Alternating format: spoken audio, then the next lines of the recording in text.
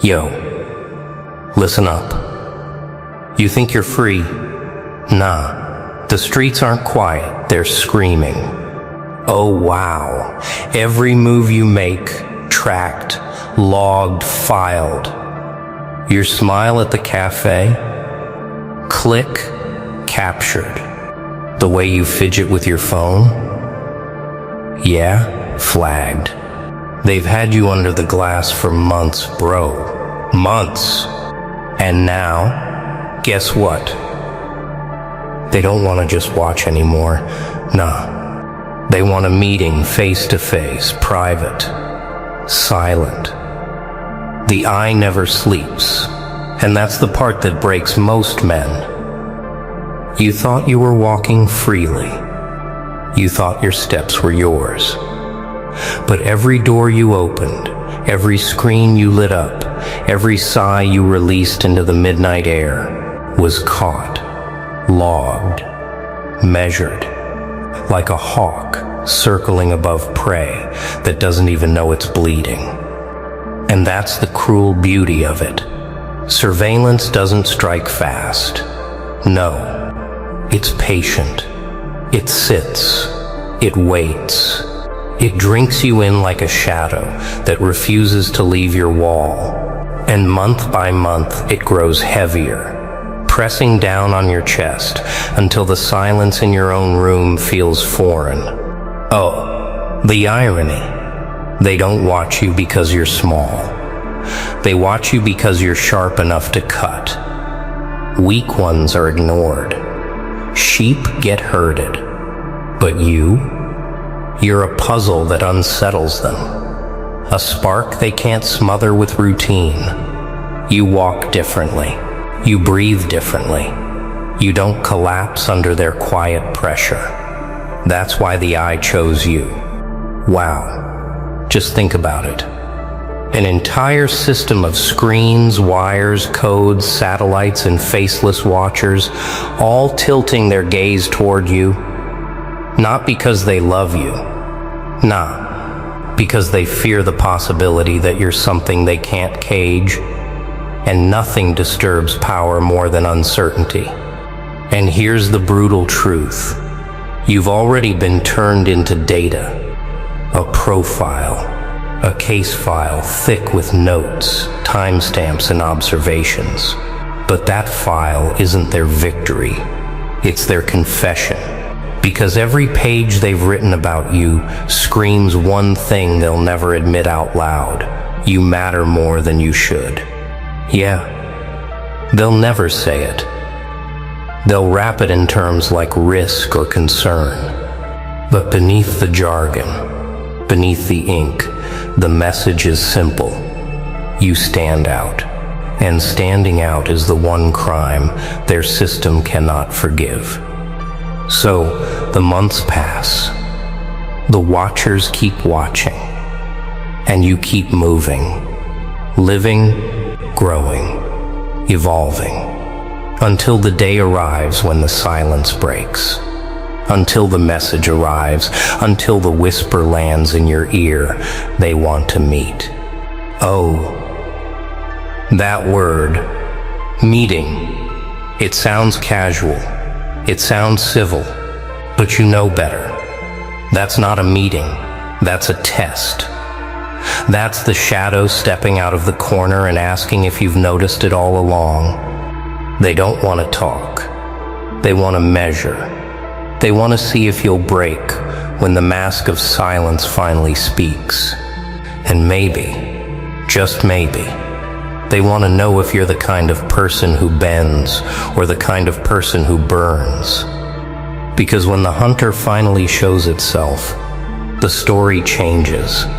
And it's no longer about them watching you.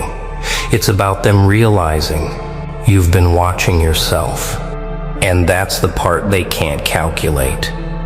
The first trap isn't the chains, it's the chair. Imagine it.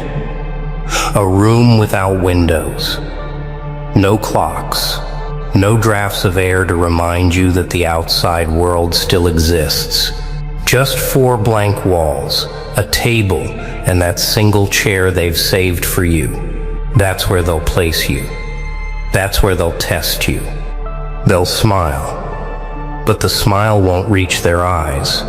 They'll shuffle their papers, but the papers will already be written. They'll ask questions, but the answers won't matter. Because this meeting isn't about words. It's about weight. The weight of silence. The weight of pressure. The weight of you under their stare. Oh, the setup. It's clean, neat, clinical. But don't let the simplicity fool you. That table is their stage. That chair is their weapon. They don't need whips or cuffs when they've perfected something sharper. The illusion of control. And here's where the mistake begins.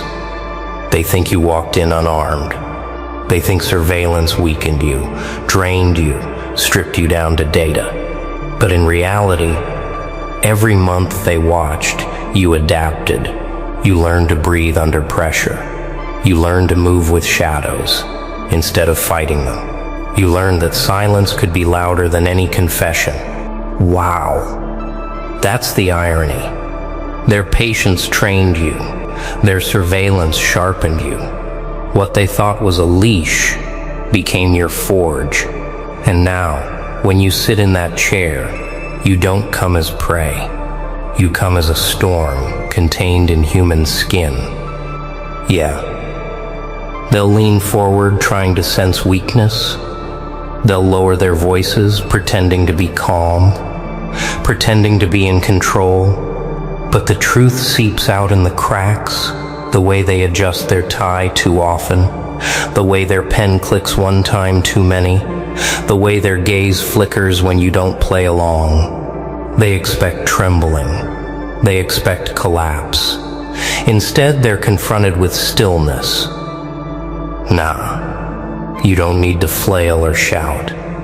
You don't need to answer their questions at all. Because the room without windows is not their weapon anymore. It's your mirror. Every second you sit there in silence, you force them to confront themselves. You flip the game, and suddenly, they are the ones under the microscope. And the beauty of it? You don't even need to break them directly.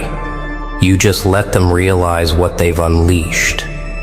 They wanted obedience, but what they've cultivated is resistance.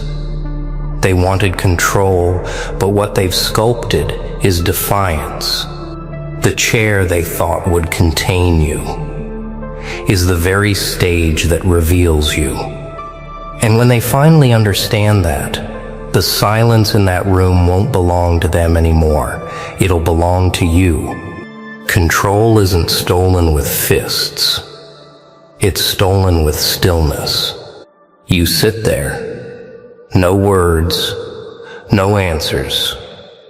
Just the hum of their machine, the scratching of their pen, the clicking of their clockless time. And that silence, it eats them alive. Oh, they expected resistance. Resistance is predictable. A raised voice, a slammed hand, a desperate attempt to escape. But silence? Silence is unpredictable. Silence is dangerous, because silence forces them to listen to the one sound they fear most. Their own thoughts. The room without windows suddenly feels smaller. Their voices echo too loudly. Their questions begin to sound like confessions. And the longer you say nothing, the more they realize this isn't an interrogation. This is a mirror. Wow. Look at them. Adjusting their papers, shifting in their seats, glancing at one another for reassurance. And yet none comes. Because deep inside, they know they're the ones cracking. Not you. Not the one they've been watching for months. Them, the mighty watchers, now under the weight of their own scrutiny. Yeah, that's the trick. You don't give them what they want. You don't flinch. You don't stumble. You just breathe, slow, steady, deliberate. And every second of that breath is louder than any scream could ever be. Nah, silence doesn't mean weakness. It means control. It means you've chosen not to play their game. And when someone refuses to play, the entire game collapses. The board flips, the rules shatter, and the players left behind don't know where to place their next move. And here's the truth they'll never admit. Silence is a weapon sharper than any blade, because words can be twisted, shouts can be ignored, but silence cannot be denied. Silence lingers, silence spreads, silence suffocates, and when your silence stretches long enough, you'll see it in their eyes. The flicker, the unease, the subtle panic buried beneath their trained expressions. They came to measure you, but now they're measuring themselves. They came to intimidate you, but now they're intimidated by the void you've created. Oh, the beauty of it. Without saying a single word, you've turned their entire machine upside down. You've reminded them that observation doesn't equal control. Watching doesn't mean owning. Measuring doesn't mean mastering. And in that moment, silence is no longer just absence. It's presence, it's weight, it's the invisible hammer that cracks their polished masks. But eventually, silence alone isn't enough, because silence creates pressure, and pressure always demands release. A word can be a whisper or a blade. It depends on who wields it. The silence stretched long enough. They lean in, expecting collapse. They wait for you to break, for your tongue to slip under pressure. And then you speak. But it isn't the desperate voice they wanted. It isn't trembling. It isn't pleading. It's something colder, something steadier. A voice that doesn't rise yet cuts deeper than any scream. Oh, the shift. The entire room changes when the first word leaves your mouth. It's not volume that unsettles them, it's precision, because you don't speak to answer. You speak to expose. Wow. Watch them freeze. Their pens stop moving. Their breathing stumbles for just a fraction of a second, because the voice they feared finally arrived. Not loud, not wild, but unshakable. A voice that sounds less like confession and more like judgment. Yeah, they'll try to regain control. They'll raise their brows, clear their throats, pretend they're still in command. But it's too late. You've flipped the atmosphere. Now every question they ask sounds hollow. Every attempt at authority sounds weak. Your words bend the room, make the walls lean in your direction. Nah, this isn't about giving them answers. This is about tearing their questions apart. They ask, "Why do you think we're here?" And you reply, "To see why your system trembles at one individual who refuses to kneel." They ask, "Do you know why you've been watched?" And you whisper back, "Because you can't understand how I move outside your design." Every line hits them harder than silence ever could. Because words can't be unseen once they're spoken. They linger, they stain, they replay in the minds of the listeners long after the room has emptied. Oh, that's the real terror. Your voice doesn't just answer, it rewrites the meeting itself. It proves that you are not under their eye anymore. They are under yours. And when the conversation falls back into silence, that silence no longer feels like their weapon. It feels like yours. You've cracked their illusion. You've stripped their performance. You've reminded them that authority is fragile when it faces clarity. And clarity is something they cannot steal, cannot forge, cannot fake. So now, when you lean back in that chair, the game is finished. They may still hold their papers, their devices, their authority badges, but none of it shields them from the fact that they've been pierced. Not physically, but mentally. And wounds in the mind never close the same way. But here's the twist. The meeting was never the real battlefield. The real battle begins when you walk out of that door. The hardest chains to break are the ones you pretend not to see.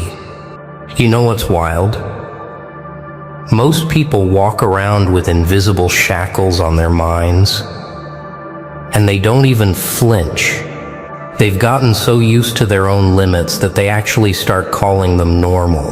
Oh wow, that's the trick of weakness. It convinces you that survival is enough, when deep down you know you were built for more. The real battle isn't outside, it's inside. That war between your comfort and your calling. And guess what? Comfort screams louder, but calling lasts longer. Yeah, you might say, but I'm not ready. Nah, readiness is a lie, sold to those who want an excuse to stay still. No one is ever ready. Readiness is forged in fire, in failure, in the moments when you collapse and realize standing back up is your only option. You don't wait to feel ready. You move, you stumble, you bleed a little, then one day, without even noticing, you've become unbreakable. Every great transformation has a point where quitting feels easier than breathing. That's the doorway, and most people turn back right there. They think the struggle is punishment. No, the struggle is proof. It's proof that you're pulling away from the chains, proof that the cage is trembling. If it hurts, it's working. If it burns, it's building. You don't escape by avoiding the pain. You escape by dragging it with you until it breaks apart. Oh wow, the silence that comes after the breaking is different. It's not peace that's gifted to you. It's peace you carved out with your own scars. That silence has weight. That silence has authority. People feel it before you even speak, because you didn't just learn resilience. You became it. You're not begging the world to see you anymore. The world can't ignore you. But here's the twist. The stronger you become, the more people around you get uncomfortable. Yeah, they'll clap for your rise in public, but behind closed doors, many will whisper, "Who does he think he is?" That's when you realize growth doesn't just separate you from your old self, it separates you from people who can't keep up. And that separation, it's not cruelty, it's clarity. You were never meant to carry everyone with you. Some only came to teach you how heavy dead weight really is. Some only came to test whether you'd still move forward with or without applause. And the day you learn to walk without needing their nods is the day you're finally free. Freedom isn't when no one can chain you. Freedom is when chains lose the power to tempt you. So, here we are. Huh? You thought you were the hunter. Nah, you're the prey. Every whisper you dropped, already written down. Every secret you thought was safe. Oh wow, burned into their files. And now, this so-called meeting, it ain't casual. Nah, it's the final test. The final mask off. Final mask off. Question is, when they slide that chair across the floor, when they lock those eyes on you, yeah, right into your soul, will you break? Or will you laugh in their face? Will you? Because in the end, surveillance ain't control. Fear ain't chains. And the real power is how you play when the spotlight finally burns on you.